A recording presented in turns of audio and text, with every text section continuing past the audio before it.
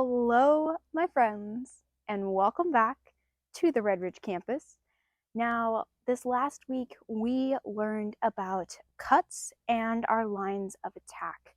So, this video is going to be doing a brief review of that topic, and our next video is going to be talking about parries. I'm going to send y'all a video about parries and a parries practice video alongside a cuts and lines of attack video that are going to be accompanying the video that you are watching right now. So, without further ado, let's get into it.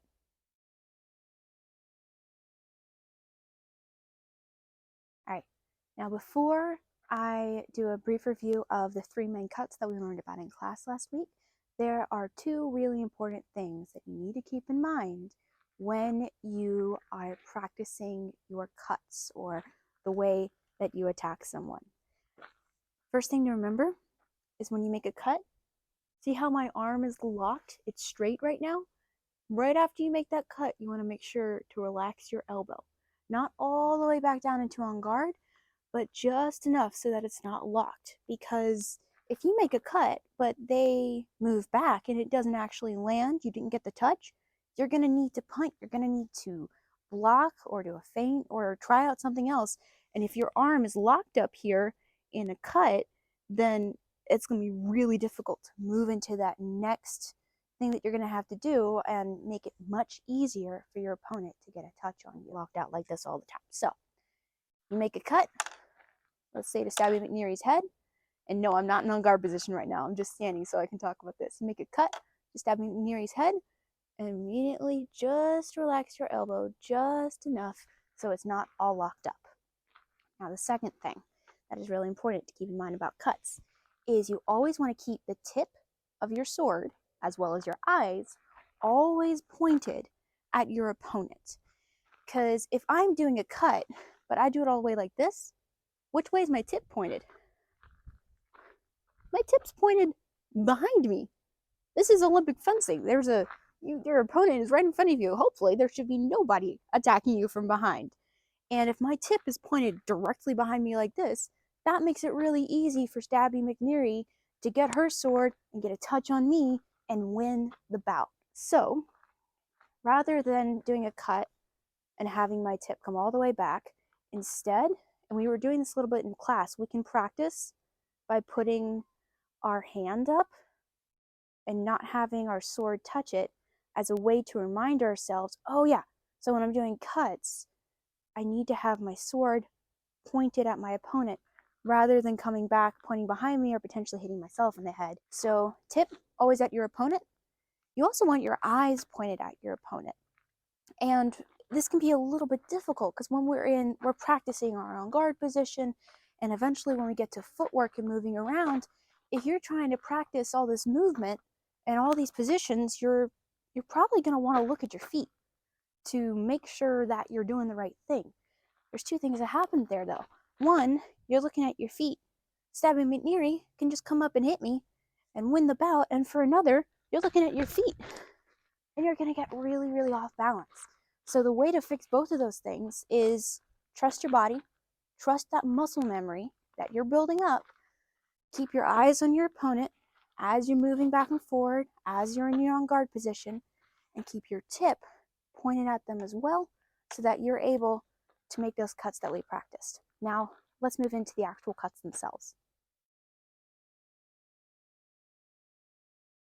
All right, so as we know, there are three main parts of the body that, in saber fencing at least, that we're going to hit, and we're going to call these cuts. So the first one, straight down, that's the head.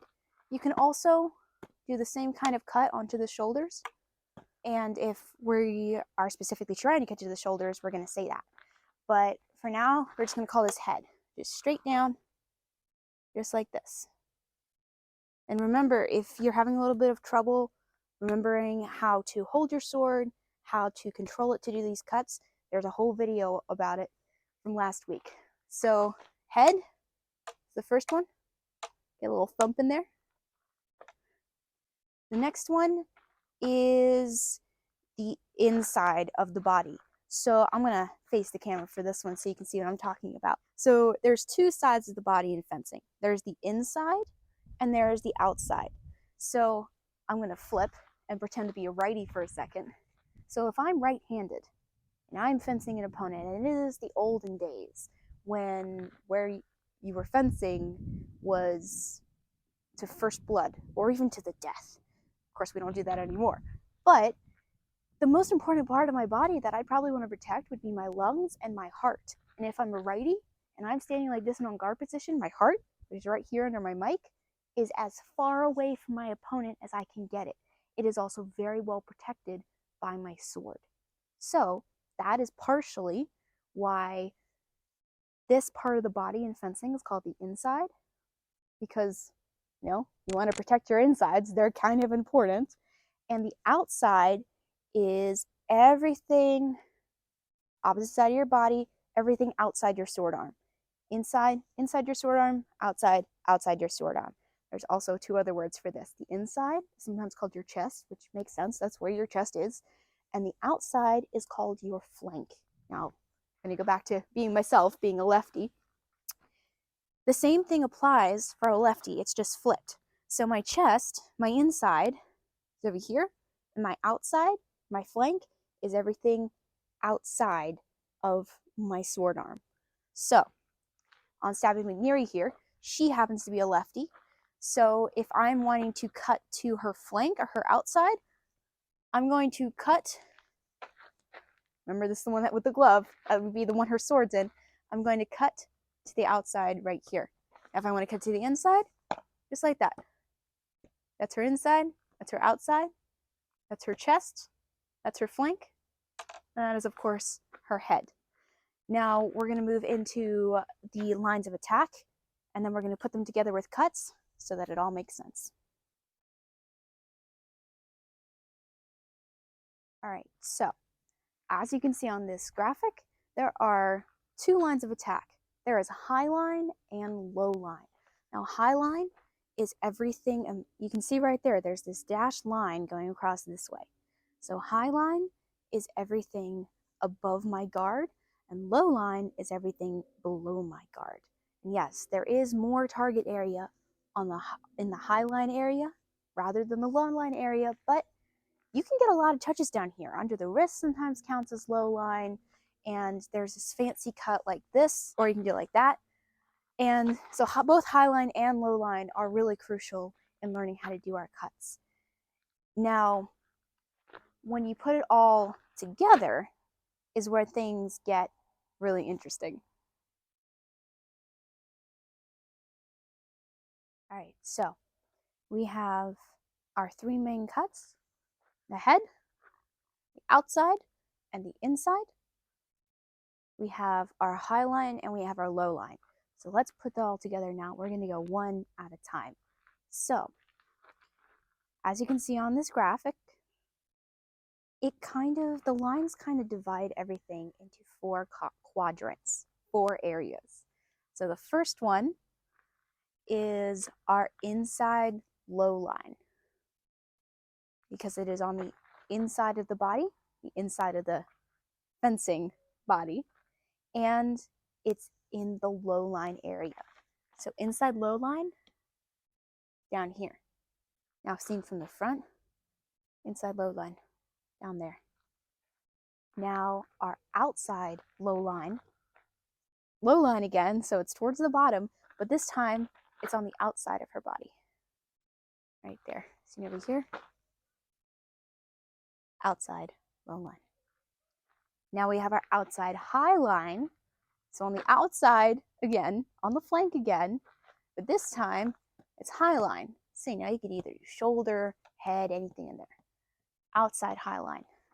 Now, I think you guys can probably guess the fourth one is our inside high line. So on the inside of the body, in the high line area of things. And then you also have the head and the shoulders. Now, technically, this would kind of be considered inside high line. This would be considered outside high line. And then you have straight down on the top of the head.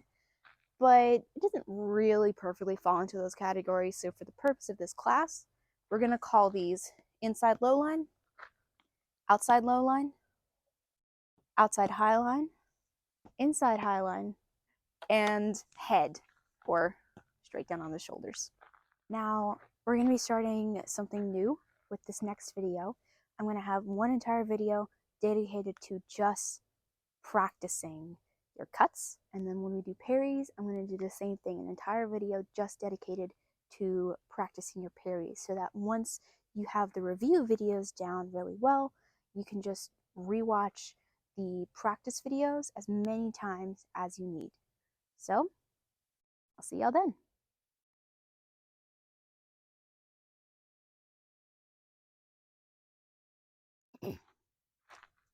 Want some coffee? Want some coffee? I really wish I could get a reusable container Dunkin', but they won't let me do that. 'Cause corporate greed. Ugh, okay.